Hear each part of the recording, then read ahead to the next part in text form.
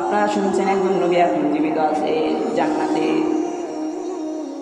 আজরাইল আলাইহিস সালাম আল্লাহর কাছে বলতেছে, আল্লাহ আপনার নবী ইদ্রিসের সাথে আমি বন্ধুত্ব করতে চাই। আল্লাহ বলে, যাও, তোমাকে সুযোগ দেওয়া হলো।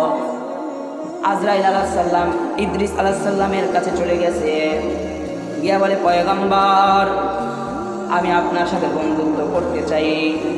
ইদ্রিস আলাইহিস সালাম বলে, বন্ধুত্ব এত সোজা নয়, 3টা শর্ত হবে। 3টা শর্ত যদি পূরণ করতে পারো তাহলে তুমি আমার সাথে বন্ধু হইতে পারবা, নয় বন্ধু হতে পারবা না। বলে, আচ্ছা বলেন কি কি আপনার শর্ত? পয়গম্বর ইদ্রিস আলাইহিস সালাম বলে, আমার বন্ধু হতে হলে আগে আমাকে মৃত্যুর স্বাদ গ্রহণ করাতে হবে, আগে আমাকে মৃত্যু দিতে হবে। এবার আজরাইল আলাইহিস সালাম আল্লাহর কাছে বলে, আল্লাহ আপনার নবী মৃত্যু চায়, এটাও কি সম্ভব? বলে, যাও, তাকে মৃত্যুর স্বাদ গ্রহণ করাও।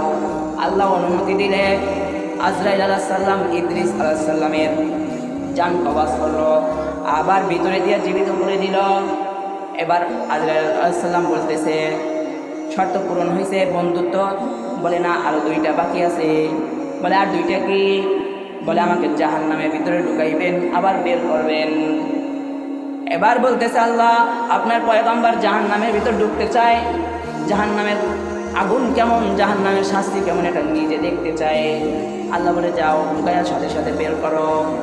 তো পয়গম্বরকে জাহান্নামের ভিতর দিল, আবার সাথে সাথে বের করলো। আজরাইল বলে, এবার বন্ধুত্ব? বলে, না, আরও একটা শর্ত আছে। বলে, শর্ত কি? বলে, এবার জান্নাতের ভিতর ঢুকাবেন। আল্লাহর কাছে বলে, আল্লাহ আপনার পয়গম্বর জান্নাতে যেতে চায়। বলে, যাও, জান্নাতের ভিতর ঢুকাবা, আবার সাথে সাথে বের করবা, আবার রেখে দিও না। কিন্তু ইদ্রিস আলাইহিস সালামকে যখন জান্নাতে ঢুকাইল, এবার ইদ্রিস আলাইহিস সালাম আর বের হয় না। আজরাইল আলাইহিস সালাম বলে, আসেন, বাহিরে আসেন। বলে, না, আর বাহিরে যাওয়া যাবে না। বলে, কেন? বলে, মানুষ মৃত্যুর স্বাদ একবারও গ্রহণ করবে, আমার মৃত্যুর স্বাদ গ্রহণ হয়ে গেছে। মানুষ জাহান্নামে গেলে একবারও যাবে, আমি জাহান্নামের স্বাদ গ্রহণ করেছি, এবার জান্নাতে আসছি, জান্নাতের নিয়ামত ভোগ করব, তুমি চলে যাও। ইদ্রিস আলাইহিস সালাম জান্নাতে রয়ে গেছে। বলে, জানেন এই ইদ্রিস আলাইহিস সালামের মৃত্যু, নিজে যে শখ করে মৃত্যু নিছে, একজন পয়গম্বর, কিন্তু এই শখের মৃত্যুতে তার কষ্ট কত পরিমাণ হয়েছে সেটা জানেন? বলা হয়, এই ইদ্রিস আলাইহিস সালাম যিনি শখ করে মৃত্যু চাইছে, এই মৃত্যুতে এত পরিমাণ কষ্ট হয়েছে যে যদি কোনো ছাগলের মাথা উঁচু জায়গায় বাঁধা, জীবিত তাজা ছাগল যদি মাথা যদি উঁচু জায়গায় বাঁধে এবং এক টান দিয়া চামড়াটা যদি নাভি বরাবর আনা হয়, আর দ্বিতীয় টানে যদি চামড়াটা পুরো ছাগলের শরীর থেকে খুলে ফেলা হয়, একটা ছাগলের যে কষ্ট হবে, ঠিক ইদ্রিস আলাইহিস সালামের মৃত্যুতে তার যে লক্ষ লক্ষ কোটি গুণ বেশি কষ্ট বেশি হয়েছে।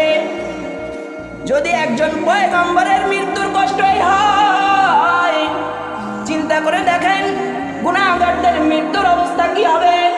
গুনাহগাররা যখন মারা যাবে কি পরিমাণ কষ্ট হবে চিন্তা করে দেখেন। বদকারের মৃত্যু বড় কঠিন।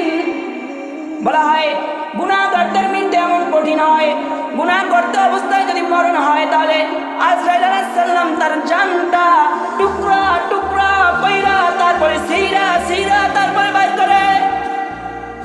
আর যদি নেককার অবস্থায় মৃত্যুবরণ করে, খুব আহসানের সহিত, খুব আরামের সহিত তারপরে মৃত্যু দেয়।